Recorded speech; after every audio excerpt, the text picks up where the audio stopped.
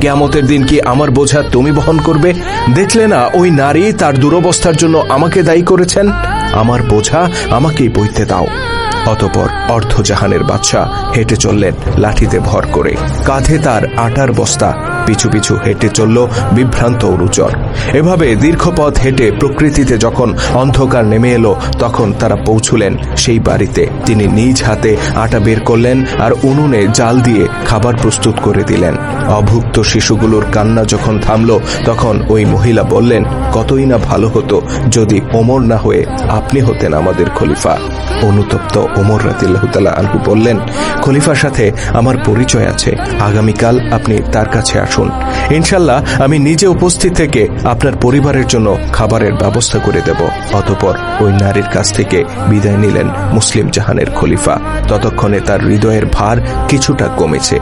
শুধু দর্শক, আমরা জানি